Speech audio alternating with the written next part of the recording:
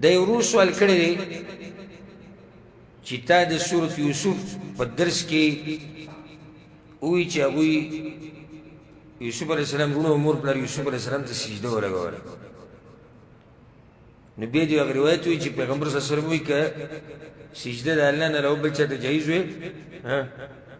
نو ما به ښځو ته ویلی وی چې خاوندانو ته سجدې لګول وایي دا کوم قسم سجده دی چې خاوند ته لګي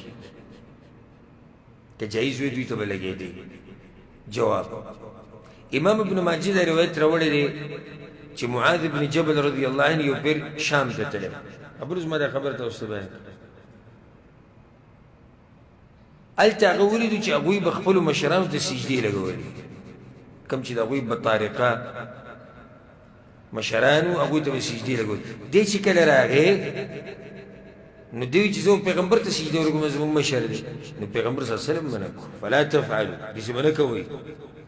فإني لو كنت آمرا أحدا أن يسجد لغير الله لأمرت المرأة أن تسجد لزوجها كتشرت دا الله نالاوا بل چاته سجده رواوي وما بخزو تويله چې خاوندانو ته سجده لګوي دی روایت کې مخکې دا دي ګورو به راځو چې دا کم قسم سجده ده والذي نفس محمد بيده زم چې دا حدیث خصوصا زمونږ د خویندو میندو لونو ښځو ته ټولو ته دا معلوم وی زما دې په هغه رب قسم دي چا په لاس کې چې زما ساده لا تؤدي المرأة حق ربها حتى تؤدي حق زوجها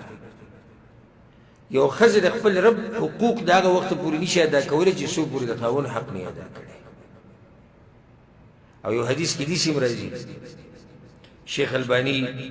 راوړی دی په صحیح الترغیب والترهیب کې ولا تجد امرأة حلاوة الإيمان حتى تؤدي حق زوجها او یو ښځه د ایمان خوند هغه وخته پورې نشي سکلی چې څو پورې د خاوند حق نه ادا کړي چې څو پورې د خاوند حق نه ادا کړي دا ښځه د ایمان خوند نشي سکلی یو روایت کې داسې هم راځي چې یو ښځه جنت ته نشي ننوتلی د هغه وخته پورې چې څو پورې د خاوند راځي دا د صرف دا حدیث چې ډېرې خبرې نه دا د زنانو دپاره غټ نصیحت دی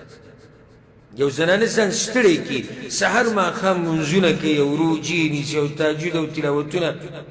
خو د الله حق د هغه وخته پورې نشي ادا کولی چې څو پورې خاوند نه یې راضي کړی او د خاوند حق یې نه ادا کړی الغرض دا سجده کومه وه نو دا وه دې ته علما وایي سجود الاحترام والتقدیر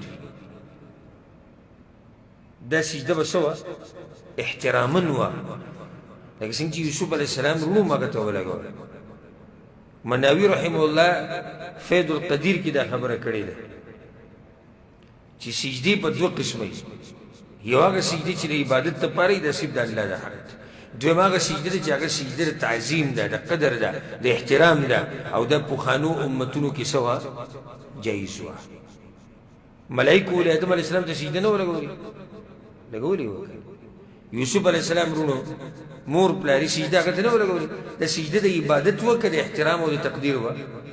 احترام دا د عبادت سجده خو نه ده د عبادت سجده خو چې غیر الله ته ولګوله خو کافر شوې لا نو دلته دا کومه سجده چې مراد د حدیث کې هغه سجده چې هغه د احترام په طور باندې خو زمونږ په شریعت کې دغه سجده منع ده